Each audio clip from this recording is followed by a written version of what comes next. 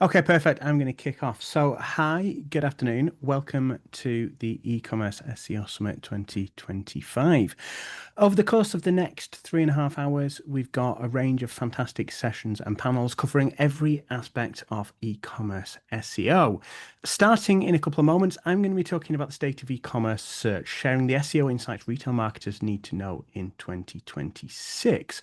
We've then got Amy Gibson, our strategy director at Digitaloft, talking about driving visibility, clicks, and sales with product PR in the era of AI search. Such an important topic right now. We'll take a really short break and then we'll have Crystal Carter from Wix, a session I'm really excited for. AI search, fact and fiction, what tactics really work for e-commerce. We'll then have Ryan Jones from SEO Testing talking about winning e-commerce in 2026 and beyond, how SEO testing drives sales, not traffic. We'll have another short break at 3:20, then at 3:35 we will have our Future of the E-commerce SERPs panel. On the panel, we will have Freddie Chat, we'll have Matt Coughlin, head of SEO at MyProtein, Juliet Van Rooyen, and our SEO lead at Digitaloft, Liv Day. And finally, we will close the afternoon with Anthony Barone from Studio Hawk, who will be talking about the common missed opportunities in e-commerce SEO. But to kick off the afternoon, I'm going to kick us off by talking about the state of e-commerce search. Things are changing right now. There's lots going on in our sector. There's lots going on in our industry. And quite frankly, a lot of us don't know what's right, what's wrong, what we should be paying attention to, what we shouldn't, and perhaps most importantly, where we should be putting our budgets for 2026. So over the course of the next half an hour, I'm really excited to share with you some insights from research that I've spent the past few weeks really diving into to share some awesome insights and takeaways on really what matters right now. But to kick off, a very quick intro on myself. Hi, I'm James Brockbank. I'm Managing Director and founder of Digitaloft. I've been doing SEO for the past 16 years, spent the last 12 of those running an agency. And right now, I'm quite lucky, I believe, to be in a position to be deep in research and innovation, really understanding what is and isn't working, where we should be focusing on in this new era of search. You may have seen me speaking at events like Brighton SEO or SMX, but today I'm really excited to be talking about certainly one of my favorite topics in the search space, which is e-commerce SEO. Okay, so the past year, the past 6 to 12 months, it's been a bit of a wild ride, hey? On one hand, we have lots of takes that SEO is dead. We've had big publications like Inc., Forbes, New York, all saying that SEO is gone and GEO is in. We've had Google saying that good SEO is good GEO. And it seems like this, both internally within the industry and in that wider tech and marketing space, so many of us are maybe having a bit of an identity crisis of what does SEO actually mean anymore? Is it something we should be paying attention to? Is GEO the new SEO? There's lots of takes. I'm not here today to answer that question in the broader sense, but what I do want to do is share lots of insights into how consumers are behaving in e-commerce in this new era of search, what's working, what trends we're seeing, and give you loads of takeaways to consider when you're planning your strategies for 2026. But one thing we can't get away from is the fact that search is changing. Last weekend, I opened my emails, opened my social to see the news that Google has made another announcement. This time, let AI do the hard parts of your holiday shopping. Disclaimer here, what I'm about to share is only available and rolling out in the US right now. But as a marketer in the UK, my take has been for a long time that if we look at what Google especially is doing in the US, that will come to the UK pretty soon. We've seen it with AI overviews, we've seen it with AI mode. But last weekend, right before the festive period, the busy shopping period, Google announced a number of things. Shopping conversationally in search. Google is rolling out upgrades to AI mode based on the Google Shopping Graph to allow people shop more conversationally. What we can't get away from is the fact that Google is pushing AI mode hard, whether or not as marketers we like it, whether we believe it will or won't be the future of the SERP as we know it, AI mode is going nowhere. Google are investing heavily into upgrading it, to promoting it.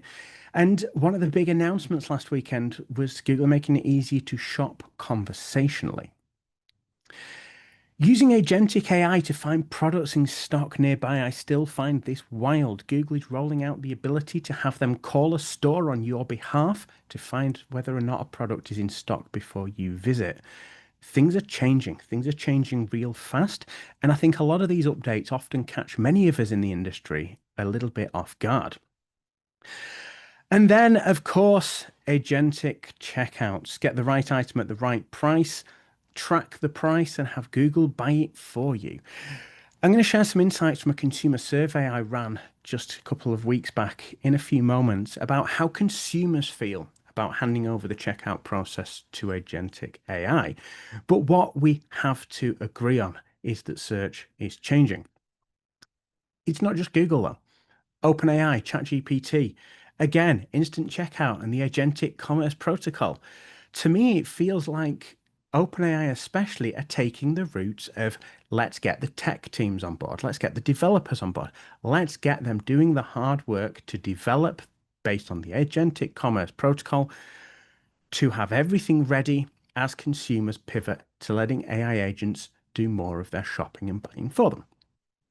And of course, a couple of months back, we saw OpenAI roll out the ability to sign up to integrate your own product feed to feed ChatGPT.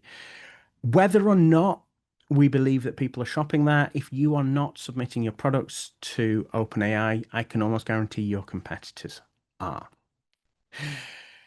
But change isn't slowing down. It feels like every week, every month, there's something new coming in the world of search right now, which catches many off guard. So we can't just be thinking anymore about what works today. We have to be thinking about what works tomorrow.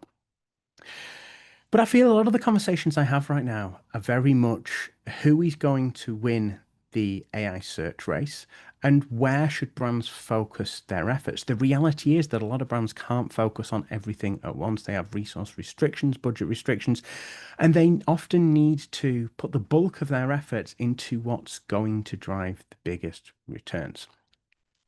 Now, some of this is thinking ahead, but to me, there is still only going to be, at least in the long term, one winner in the AI search race, and that is going to be Google. Unlike OpenAI, Google has the largest web index out there from traditional search, years and years of data, but the best web index out there.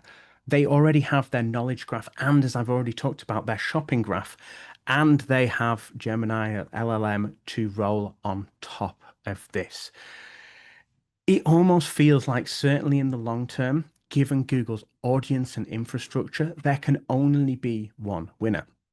And also the fact that Google is in a unique position to serve AI in the form of AI overviews in front of people who are trying to use a traditional search engine. AI mode, ChatGPT, they are consumers who are actively choosing to search or research in a different place. AI overviews that I don't see this talked about anywhere near enough. When they serve, they are being served to people who are choosing to use a traditional search experience. Only Google truly has the ability to do that in a search experience right now, to interrupt that search experience we are all so familiar with. But it sometimes feels that even Google themselves don't know what the future holds. And I think we have to sometimes take some of the comments we see on social with a little pinch of salt and sort of read in between the lines a little bit. Back in August, we saw one of Google's engineers post on X, excited about the work the team is doing to create AI experiences. We've been experimenting with how and where to show links. You'll be seeing some of these changes in the wild. As SEOs, as marketers, we ultimately want to be seeing more links to our websites in AI responses. Great. Less than 2 weeks later, we see another Google engineer reply to a post about AI mode must be the default, saying soon. Conflicting opinions. Another Google engineer swoops in and says, wouldn't read too much into this. We're focusing on making it easy to access AI mode for those who want it. We have two distinct audiences here, and we have to be thinking about this all the time. We have users of traditional search engines, which is the bulk of our audience right now, who are in some instances being served AI experiences. We then have that small but growing group who are actively choosing. Again, we see acceptance and admission of this from Google, making AI mode easy to access for those who want it. Are we going to see AI mode become the default search engine? I'm still not fully sold on that. And I actually believe that the future of the Google search is going to be somewhat modular. I can see, certainly based on my prediction right now, that at some point in the future, we will see a search experience which is a little bit of a hybrid. Lots of the modules, the features that we see right now, merchant listings, experiences such as that, AI overviews, and potentially the almost that ability to chat with a version of AI mode directly on the SERPs. So ask those follow-up questions direct on the SERPs as a SERP feature. I may be wrong, but that's certainly where I could see the development coming over the next few months, especially as we've seen further follow-ups on how Google is trying to make it so much easier for users of what we still call traditional search to access AI mode and the AI features. But that's where we're at. That's where we've come from. What I really want to share today is the insights every retailer needs to know for 2026 on SEO. To do this, I surveyed 2,000 British consumers. I analyzed in detail 2,000 e-commerce retailers, and I ran a deep analysis of 2,000 e-commerce SERPs. An absolute ton of data, and over the next 10, 15 minutes, I want to share some of these insights with you. We will be publishing a much deeper analysis of this over the coming weeks. But right now, here are the key takeaways that I can share with you. The big one, though, is that over half of consumers still start their search for products on a search engine. 52% of the respondents from this consumer survey responded that they typically start a search when researching a product to buy on Google or another search engine. 23% though go straight to Amazon. I don't believe that's changed. I think we've known this for quite some time now, that Amazon has a very, very loyal pool who know they can get products at a good price tomorrow, even same day in some areas from Amazon. They head straight to Amazon as their default to see if they can get what they want to buy there. Only 8% are turning to social search. Now, I've got lots of thoughts on that, but I think what it shows is that search has a real ability to influence the funnel and get products in front of those individuals, those users who are certainly in that wider space, but maybe not actively searching for the products in the same way we do on Google. Only 7% though are using AI assistants, ChatGPT, etc., to start researching products to buy. But I think what we have to accept is that that 7% it's still a relatively large figure when we talk about the percentage of searches and online buying journeys that happen. That is only going to grow. But to respond to this question on is SEO dead? Should we be focusing on AI assistance at the expense of SEO? No, absolutely not. I'll talk a little bit more about that in a few moments. But ultimately, search is still driving the bulk of initial buyer journeys.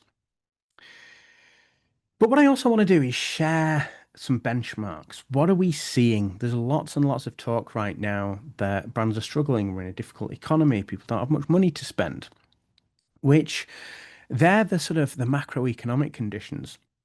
But when we run an analysis of how e-commerce brands are performing, as I say, I ran this analysis across 2,000 e-commerce retailers. The average retailer saw a growth of 16% in the last year. 54% of brands saw a traffic increase, 46 saw a decrease. Now, I'm going to talk about these stats in a little more depth in a few moments. But I think it's really important to address one thing. When we look across significant numbers of high performance e-commerce stores, there is no getting away from the fact that the majority of brands are not seeing the growth year on year that they saw in those post-COVID years. That growth of 100%, 200% that so many retailers saw in those post-COVID years, it has completely dropped off. Why I want to share this though is if the average e-commerce retailer is growing at 16% year on year, benchmark your own growth against this. Go away and look. How did you as a brand grow in the past year? If you saw organic growth at more than 16%, you are doing very, very well right now. You are trending above the bulk of brands. In the analysis I ran, 30% of brands grew by more than the average. If you're seeing faster growth than that, you are doing very well, or you are at a very, very low baseline to begin with. But for the bulk of it, and just for clarity, we removed outliers like that from this study for the purpose of this. The average brand grew by just 16%. But percentage changes only tell us half the story. 29% of the brands grew year on year by more than 10,000 monthly sessions. 19% of brands lost more than 10,000 monthly sessions. 21% saw traffic changes by less than 2,000 either way, either up or down. What it very, very much feels like right now is that there's a third of brands are winning, some are losing, but actually when you dig into that in a bit more detail, a significant proportion of that is traffic lost from informational terms, AI overviews, etc., taking away those clicks. Most brands are just surviving right now. And I think what we have to realize is that we are in this new era, not just of search, but this sort of new normal in the economy. And that fast growth that many of us enjoyed in 2021, 22 has slowed down significantly. If you are growing year on year organically by more than 16%, more than 20%, you are doing well. And we have to accept that that is the figures that we're talking about right now. Things will shift. Most brands are just surviving. If we break this down to sectors, 5 sectors saw growth above the average. Health and wellness grew on average at 24% increase year on year. Gifting and occasions, 21%. Toys and games at 20%. Pets at 20%. And sports and fitness at 19%. Yes, there is a bit of a swing by category, but the reality is that brands aren't typically growing at rapid pace right now for various reasons. But again, I'm sharing this because we have to get comfortable with the fact that growth of 15, 20% year on year right now is good going. You are doing well if that is the sort of growth that is being seen. But to break some of this down to why and what, well, there's more surfaces than ever influencing purchase decisions. The first one I want to talk about is merchant listings. Over the past year to 2 years, we've seen a phenomenal rise in visibility of the merchant listings, free shopping listings on the SERPs. As we can see on this example SERP for coffee machines, they are the product grids that we see taking over the SERPs in many cases. I ran an analysis of those 2,000 e-commerce queries. Merchant listing grids now show on 87% of category level SERPs. But most importantly, they now often show above all organic results, reducing the click-through rate of, in many cases, collection pages that rank. If we think before that merchant listing grid was in that number one spot, in that above the position one spot organically, that top organic result was receiving the click-through rate of a standard position one. If we get a two-road merchant listing grid, we are, certainly in terms of pixel depth, seeing that position one drop to about where position 3 used to be. So many e-commerce brands I speak to are fearful or believe that AI is taking their traffic. In almost every instance, an analysis reveals that merchant listings are what are reducing their clicks to collection pages. The reality is that as a brand and e-commerce retailer, you cannot afford not to be visible there right now. I could do a whole talk on how to get featured there. I will share some tips in a couple of moments, but you cannot ignore the SERP is changing. If you want more proof of that, go and look at an e-commerce SERP in the US. You will see how significantly different it is to the UK. That will come at some stage. On the example I'm giving here, we see 30 product spots on a single SERP. And if we look at that from a perspective of what that means, it means more SERP real estate is being taken by those shopping grids. You can't afford not to be on them. And then we get to third-party content. If we search for queries such as best coffee machine, we know these terms get searched as part of that search journey.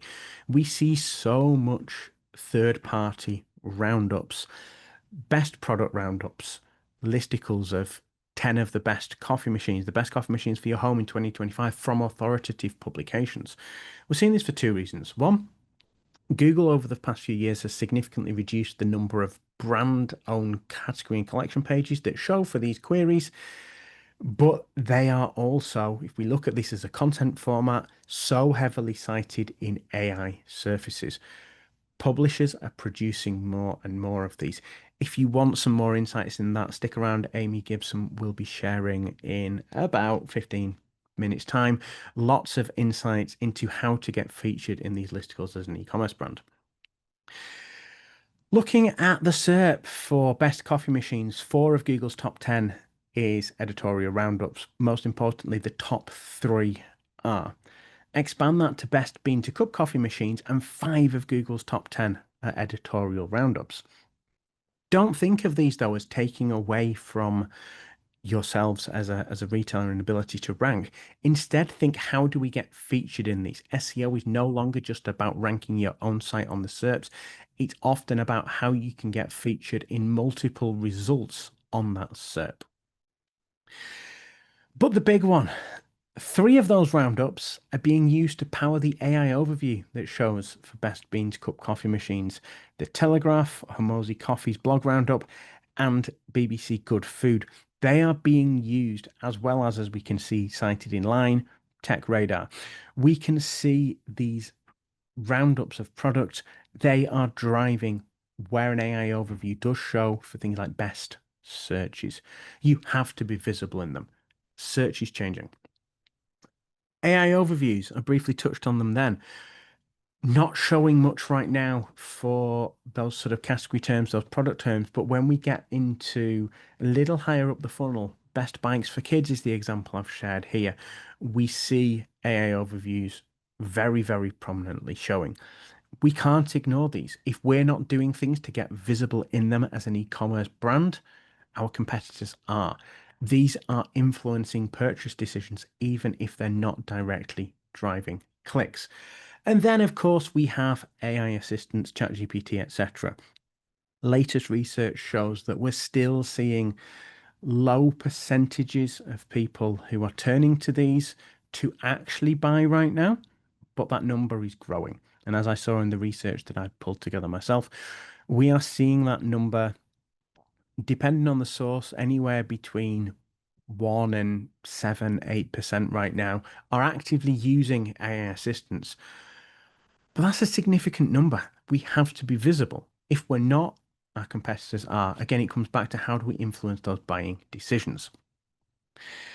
And then another big one is that Google is getting better than ever at determining what is and isn't helpful content. We talk as SEOs about helpful content updates so often in the context of Google decimated content and affiliate sites. No question in that. But what it also did is, at least in my opinion and my experience and analysis, is it put the ability for Google to understand better than ever what is fluff, what is filler content. I ran a study earlier this year to reveal that the average top ranked, position 1 ranked e-commerce category page contained just 310 words of content. Want the proof? One of our clients saw the ranking of a high priority keyword that drove lots of sales, lots of visibility, drop from a long-standing, a year plus ranking to as low as position 11 in Google's June 2025 core update. Our analysis was that the content just wasn't helpful enough anymore in terms of what Google was rewarding. We often see these things tweaked in the core updates. What do? We completely overhauled the page's content. We cut over 2,000 words of content down to just under 700 words. And within a few days of publishing, we were back in position 1 and the ranking has held strong since. I've got so many examples of this. I keep sharing them in my weekly newsletter. When we reduce content on collection pages, on category pages, to be more about selling the products on offer as opposed to generic content, focusing on why buy from this brand, essentially selling rather than informing, helping that helping that purchase process along, we see big wins on this. I can almost guarantee that category pages do not need as much content as you think they do. Go and test it. It's one of the biggest wins we're seeing right now. What this means, though, is that SEO is not dead. SEO is far from dead. It's just changing. What we have to remember is that LLMs, for the most part, use search engines when grounding. Query fan out means that we need to be visible across these searches if we want to be recommended on the multiple AI surfaces. But despite what X and LinkedIn might have us believe, for many e-commerce retailers, it's actually not AI that's taking away clicks and traffic right now. SERP features are pushing down traditional listings and affecting click-through rate. The response we have to this is, how do we get visible in those SERP features? But SEO is no longer about ranking your own site. If you only take away one thing from my talk today, I want it to be that we have to be thinking as SEOs, not just on how do we get our own site ranking, but how do we get featured in more of the other alternatives that rank where there is an opportunity to do so. We're not going to get ranked on competitor pages, but SERPs are so mixed right now, especially in e-commerce, that we often have the ability to get included in those roundups, get included in those third-party comparisons. If we're not doing that, we're ignoring an opportunity to influence that purchase decision. And yes, I know I said that AI is not just the only thing or not the main thing that's taking away clicks, but as we get further up the funnel, AI overviews are prominent and they are only becoming more prominent. What this means is that your traffic for many of these terms, many of those blog-driven content strategies that many e-commerce brands rolled out, and I am not absolutely not saying that blogging doesn't have its purpose, it absolutely does, but a lot of that traffic that we all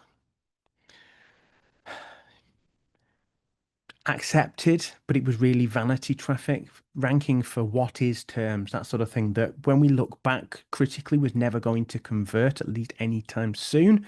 That traffic's not coming back. Google is doing the Googling for you and answering that in AI overviews.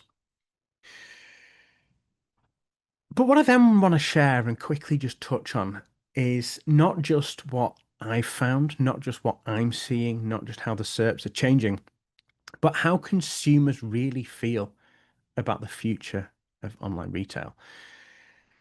On the consumer survey I ran, 3 in 5 consumers have now used an AI assistant to find products. 60% have used an AI assistant to help them find or choose a product to buy. Perhaps not surprising given the hype we've seen over things like ChatGPT over the past few years. Again, comes as no surprise. But what does come as a surprise is the fact that only 14% of shoppers are frequently using AI assistants. Just because somebody's used one doesn't mean they consistently and continue to do so. 43% of respondents say they only occasionally use AI assistants when buying products online. A third are never using them. Yes, of course, when we break that down demographically, we do see slight swings in this, but for the bulk of this, people are using AI, people are using chatbots and assistants, but they're only doing so occasionally. My take here is that when we get into more complex buying decisions, they form a more important part of collating reviews, comparisons. There's no getting away from the fact that ChatGPT, as an example, it does have a place in some buying cycles. But is it right now as hyped as many of us would be led to believe? Data says not. However, things are changing and things are changing very fast. Over half of shoppers plan to use AI assistants in the next year. This is where we have to be thinking ahead to tomorrow, not just today. What do brands need to do next year to show up in these surfaces? That 7% starting their search on ChatGPT or an AI assistant right now will be 10 or higher in the next year or so. The work we do now will influence where we're seen tomorrow. But I then wanted to know, how do consumers and shoppers trust AI? What do they trust AI for in shopping right now? I asked, which tasks would you trust AI to do when researching a product? Interestingly, a fairly even split between compare product specifications, summarize product reviews, recommend the best option for my needs, and find the best price for products, those research-led tasks. Only 17% of respondents would not trust AI to do any of these tasks.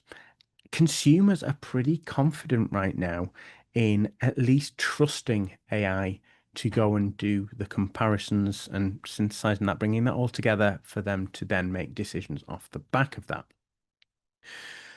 But shoppers are cautious. Just because they're trusting it to go and run that research, it doesn't mean they're trusting it to be the right recommendation. I asked, how much trust do you have in AI assistants to recommend products that actually meet your needs?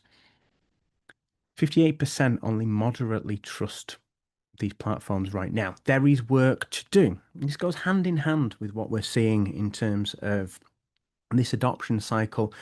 Shoppers are still cautious. You might be, we might see 3 products recommended by ChatGPT as an example over the 30, 40 merchant listings shown on a standard Google search. The trust right now is it's coming, but consumers are cautious. What really surprised me, though, is that more consumers are happy for AI to access their buying history than not. I asked, how comfortable are you with AI recommending products based on your browsing, purchase, or email history? And more are comfortable than not. I think this is a really important point, that what we're seeing is that certainly in terms of personal data like buying history, consumers are happy for this to happen if it's improving the responses they get, if it's helping to build that trust and serve a better response. But what consumers are absolutely not happy and not prepared to trust is agentic checkouts. And just 1 in 10 consumers right now would trust an AI assistant to buy a product for them by interacting with a retailer's website or site on their behalf. 41%, the highest, is a hard no. 40% maybe in the future, but only 11%, 1 in 10 right now, are happy. Right back to the start, I said that we are seeing the tech platforms, the tech companies, OpenAI especially, pushing agentic checkouts. Go and develop this technology. But certainly right now, the trust just is not there from consumers. So to wrap up then from me, where should you focus your efforts as an e-commerce retailer in 2026? What should you be paying attention to? Well, the first one is to make a point of is that Google Shopping Graph matters an incredible amount. Google Shopping Graph is now being used heavily by AI mode. It's powering merchant listings. It houses more than 35 billion product listings, many of which are updated every 2 hours. We have to, as e-commerce retailers and brands, be paying huge attention. This is where e-commerce search is going. Focus now on building that knowledge of your products, what you sell, what you offer in the shopping graph. Typically, this comes from 3 core surfaces: product page structured data, a product feed into Merchant Center and Manufacturer Center. If you are a manufacturer, if you are a brand selling directly, make sure you are signed up and submitting a feed and product data into Manufacturer Center as well as Merchant Center. Product page content and on-page elements. Product page optimization, product page SEO is more important than ever before. You have to help Google understand your products and give consistent signals and information across those 3 core data sources. One of the most common reasons I see for brands not appearing in the merchant listings is incomplete, inconsistent, or conflicting information between these surfaces. Another top tip here, if you're working with product variants, use product group. This is what Google places preference on right now, and I have seen wins from putting this in place as opposed to other ways to mark up variants. Google tells us all this. Go read the Search Central documentation on merchant listings, variants, the return policies, shipping policies, and get these all in place. If you haven't done yet, it's something that I think traditionally has been seen as the PPC team deals with that. We have to become more confident with this as SEOs. ChatGPT product feeds. I've said it before and I will say it again. Fill in that form. If you have not yet signed up to submit your product feed data into ChatGPT, do not sleep on it. Get that done. Change is coming. As more people move to this platform, it'll become more important than ever. And then improve your collection pages and close those gaps. Focusing on product and collection page improvement. product pages for the merchant listings, collection pages, because they still drive the bulk of traffic for e-commerce brands. Make sure they're the most relevant to the query, the most helpful to users, and please go ahead and remove that filler or fluff content and focus on content that sells your products and your brand. The way I like to think about this is if AI could write your page content for you, or it could be placed straight on a competitor site, it is not good enough right now. A couple of last ones. I'm very nearly done. Go ahead and create your own editorial best product roundups if you have a wide enough product range. If you are a retailer that sells multiple products from multiple brands, pivot your editorial strategy. These rank and they get cited in AI overviews. There are very, very few brands doing this right now. You have an early mover advantage to pivot your editorial strategy to create these roundups. This is not the spammy strategy of placing your product at the top. The reason I say if you've got a wide enough product range, if you are able to make genuine recommendations transparently from your range, go and do that. We can see an example here of Blacks rounding up a testing of 15 of the best walking boots. This is not meant as easy to produce listicles, but genuine roundups, reviews, product groupings of the best based on a methodology. And then don't sleep on digital PR. It's going to be your competitive advantage. Product PR, expert insight PR, data-driven campaigns. In this new era of search, PR needs clarity before creativity. In just a few moments, Amy Gibson will be talking all about how you can do that. But lastly from me, in a world of search where we're being almost pressured from all angles to be visible in AI, be visible on social search, step back and identify the moments that matter. Ask yourself, when somebody is searching, what are the critical moments for us to be visible in? I see these as in-market demand moments. Searches when someone's actively looking to buy a coffee machine. Problem to solution moments. Searches when someone has a need or a problem but hasn't chosen the type of machine or a brand. And brand choice moments. Searches where someone is close to buying and needs to choose between brands, compare, or some reassurance that that brand or product is the right for them. Thank you very much. As I say, I will be publishing lots more insights on this over the next few weeks. If you aren't on it, please go and sign up to my newsletter. You'll find that on the Digital Off website. Look for the Outranked newsletter. I send that every Friday. And yeah, thank you very much for being here. Thank you very much for listening.